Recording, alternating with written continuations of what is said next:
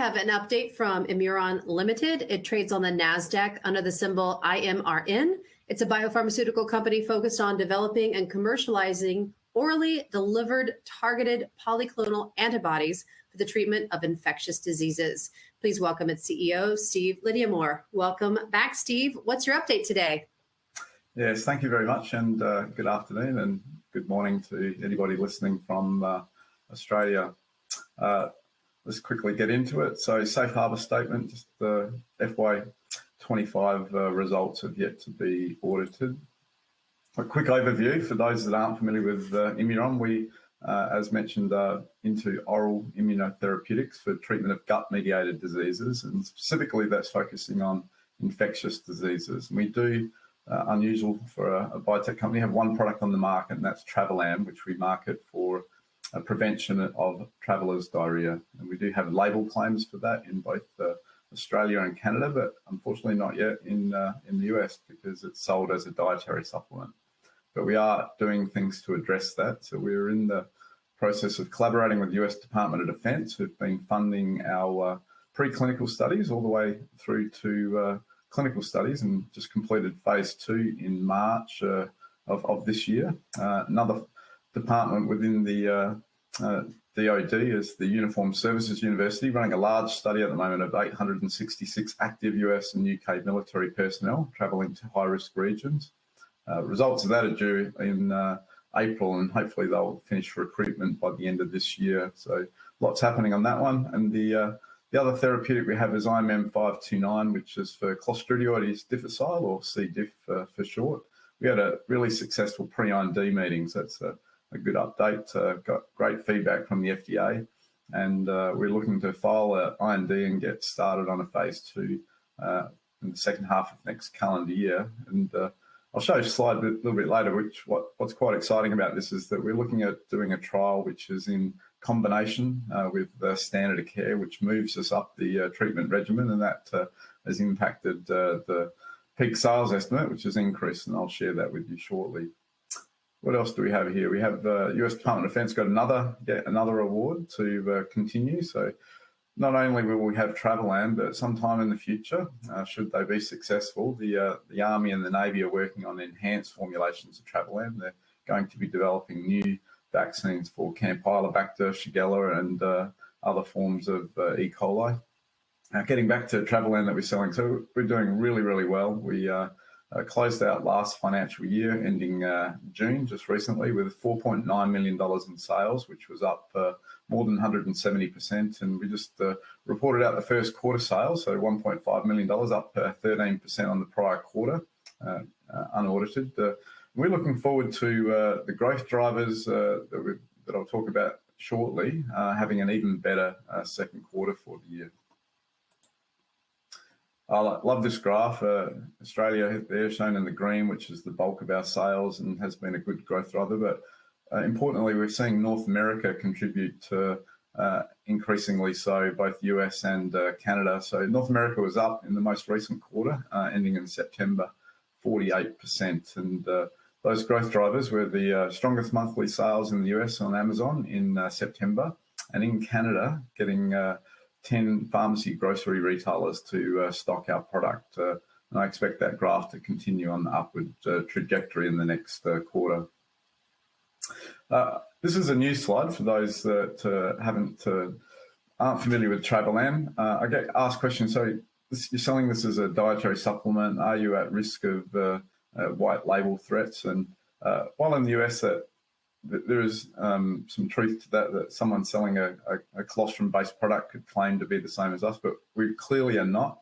We have a proprietary vaccine covering 13 different strains of enterotoxigenic E. coli, and it has a very unique mechanism of action, which generic colostrum does not, and that it binds and neutralizes to prevent travellers' diarrhoea. So let's be assured that we don't see, especially in Australia and Canada where we have label claims, we don't see white label as being a threat to our future success.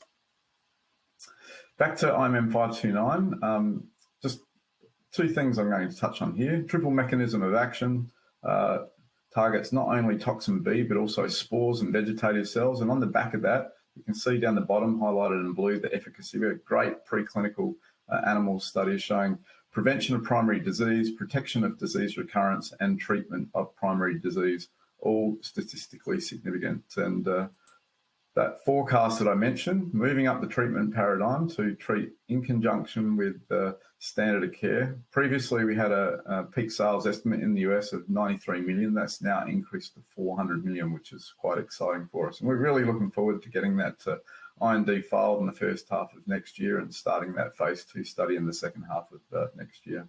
And IMM124E, which is Travelan, that phase 2 I mentioned, completed in March. We're expecting any time now a clinical study report, which we'll submit to the FDA with a view to having a end of phase 2 meeting. Next steps forward for that are to agree clinical trial protocols for phase 3, and we hope to get that all up and running again in the second half of next calendar year.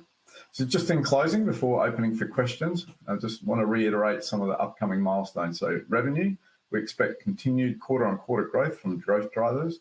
We've got core ranging now in another 9 Australian pharmacy banner groups, and I expect to see that reflected in this coming on sales. Monthly sales in Amazon, highest ever in September. Hope to see that continue as well.